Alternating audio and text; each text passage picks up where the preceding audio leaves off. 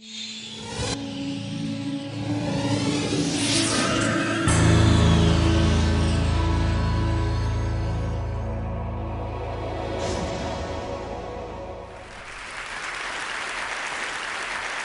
I ask you to please recall a time when you really loved something, a movie, an album, a song, or a book, and you recommended it wholeheartedly to someone you also really liked. And you anticipated that reaction, you waited for it, and it came back, and the person hated it. So by way of introduction, that is the exact same state in which I spend every working day of the last 6 years.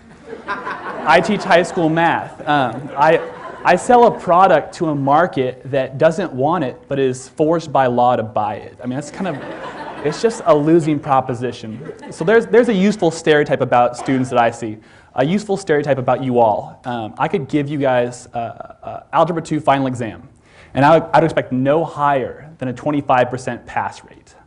And both of these facts say less about you or my students than they do about what we call math education in the US today. To start with, I'd like to break math down into two categories. One is computation. This is the stuff you've forgotten. For example, factoring quadratics with leading coefficient greater than 1. Okay?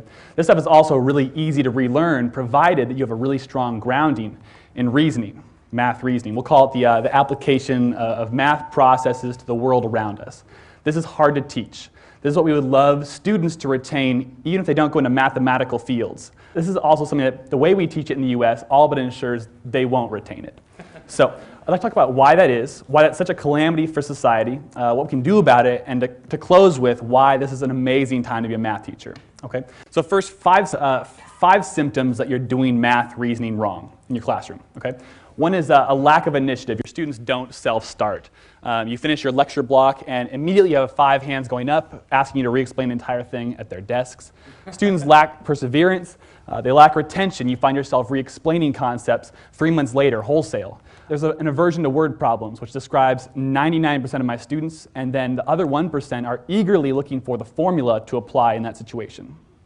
Okay? This is really destructive. David Milch, a creator of Deadwood and other amazing TV shows, has a really good description for this. He swore off creating contemporary drama, shows set in the present day, because he saw that when people fill their mind with 4 hours a day of, for example, 2.5 Men, no disrespect, it shapes the neural pathways, he said, in such a way that they expect simple problems. He called it an impatience with irresolution. You're impatient with things that don't resolve quickly. You expect sitcom-sized problems that wrap up in 22 minutes, 3 commercial breaks, and a laugh track. And I'll put it to all of you, what you already know, that no problem worth solving is that simple. I'm very concerned about this because I'm going to retire in a world that my students will run. I'm doing bad things to my own future and well-being when I teach this way. I'm here to tell you that the way our textbooks, particularly math-adopted textbooks, teach math reasoning and patient problem solving, it's functionally equivalent to turning on 2.5 Men and calling it a day. In all seriousness, here's an example from a physics textbook. It applies equally to math. Notice, first of all, here that you have exactly 3 pieces of information there, each of which will figure into a formula somewhere eventually, which the student will then compute. Okay?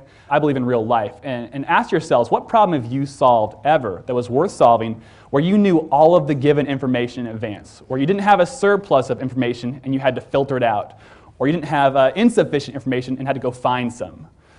I'm sure we all agree that no problem worth solving is like that. And the textbook, I think, knows how it's hamstringing students, because watch this. This is the practice problem set. When it comes time to the actual problem set, you have problems like this right here, where we're just swapping out numbers and tweaking the context a little bit. And if the student still doesn't recognize the stamp this was molded from, it helpfully explains to you like what sample problem you can return to find the formula. Like you could literally, I mean this, pass this particular unit without knowing any physics, just knowing how to decode a textbook. That's a shame. So I can diagnose the problem a little more specifically in math. Here's a really cool problem. I like this. It's about defining steepness and slope using a ski lift. But what you have here is actually 4 separate layers. And I'm curious which of you can see the 4 separate layers, and particularly how when they're compressed together and presented to the student all at once, how that creates this impatient problem solving. I'll define them here. You have the visual, okay? You also have the mathematical structure, talking about grids, measurements, labels, points, axes, that sort of thing. You have sub-steps, which all lead to what we really want to talk about, which section is the steepest. So I hope you can see, I really hope you can see how what we're doing here is taking a compelling question, a compelling answer, but we're paving a smooth, straight path from one to the other and congratulating our students for how well they can step over the small cracks in the way. That's all we're doing here. So I want to put to you that if we can separate these in a different way and build them up with students, we can have everything we're looking for in terms of patient problem solving. So right here, I start with the visual, and I immediately ask the question, which section is the steepest? And this starts conversation because the visual is created in such a way where you can defend two answers. So we get people arguing against each other, friend versus friend, in pairs, journaling, whatever. And then eventually we realize it's getting annoying to talk about the skier in the lower left-hand side of the screen or the skier just above the midline. And we realize how great would it be if we just had some A, B, C, and D labels to talk about them more easily. And then as we start to define like what does steepness mean, we realize it'd be nice to have some measurements to really narrow it down specifically what that means. And then and only then we throw down that mathematical structure. The math serves the conversation doesn't serve the math. And at that point, I'll put it to you that 9 out of 10 classes are good to go on the whole slope steepness thing. But if you need to, your students can then develop those sub-steps together. Do you guys see how this right here compared to that, which one creates that patient problem solving, that math reasoning? It's been obvious in my practice to me. And I'll yield the floor here for a second to Einstein, who I believe has paid his dues. He talked about the formulation of a problem being so incredibly important. And yet, in my practice, in the US here, we just give problems to students. We don't involve them in the formulation of the problem. So 90% of what I do with my 5 hours of prep time per week is to take fairly compelling elements of problems like this from my textbook and rebuild them in a way that supports math reasoning and patient problem solving. And here's how it works. I like this question. It's about a water tank. The question is, how long will it take you to fill it up, okay? First things first, we eliminate all the sub-steps. Students have to develop those. They have to formulate those. And then notice that all the information written on there is stuff you'll need. None of it's a distractor, so we lose that. Students need to decide, all right, well, does the height matter? Does the side length matter? Does the color of the valve matter? What matters here? It's such an underrepresented question in math curriculum. So now we have a water tank. How long will it take you to fill it up? And that's it.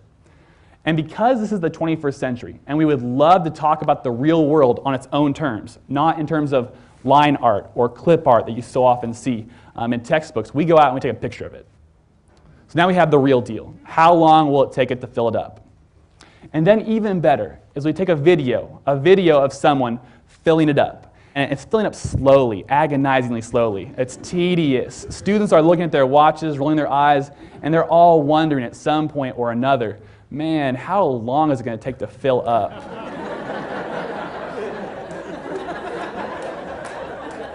That's how you know you've baited the hook, right? And that question off this right here is really fun for me because like the intro, I teach kids, because of my inexperience, I teach the kids that are the most remedial, all right? And I got kids who will not join a conversation about math because there's, like, someone else has the formula. Someone else knows how to work the formula better than me, so I won't talk about it. But here, every student is on the level playing field of intuition. Like, everyone's filled something up with water before. So I get kids answering the question, how long will it take? I got kids who are mathematically and conversationally intimidated joining the conversation. We put names on the board, attach them to guesses, and kids have bought in here. And then we follow the process I've described.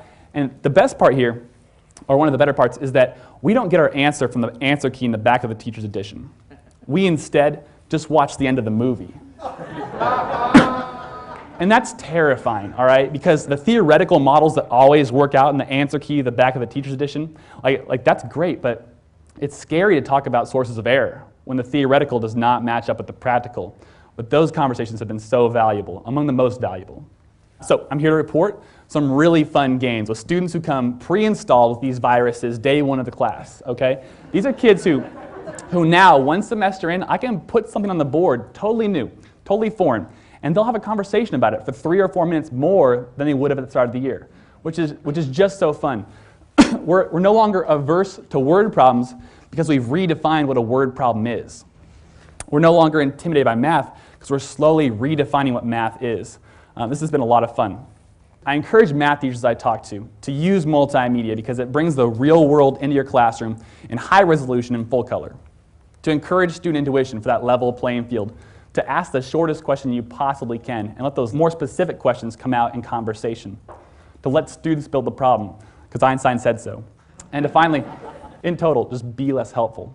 Because the textbook is helping you in all the wrong ways. It's helping you, it's buying you out of your obligation for patient problem solving and math reasoning to be less helpful. And why this is an amazing time to be a math teacher right now is because we have the tools to create this high quality curriculum in our front pocket. It's ubiquitous and fairly cheap. And the tools to distribute it freely under open licenses has also never been cheaper or more ubiquitous. I put a video series on my blog not so long ago, and it got 6,000 views in 2 weeks. I get emails still from teachers in countries I've never visited saying, wow, yeah, we had a good conversation about that. Oh, and by the way, here's how I made your stuff better. Which, wow. I put this problem on my blog recently. You're in a grocery store, which line do you get into? The one that has 1 cart and 19 items, or the line with 4 carts and 3, 5, 2, and 1 items? And linear modeling involved in that was some good stuff in my classroom, but it eventually got me on Good Morning America a few weeks later, which is just bizarre, right? And from all of this, I can only conclude that people, not just students, are really hungry for this. Math makes sense of the world. Math is the vocabulary for your own intuition. So I just really encourage you, whatever your stake is in education, whether you're a student, parent, teacher, policymaker, whatever, just insist on better math curriculum. We need more patient problem solvers. Thank you.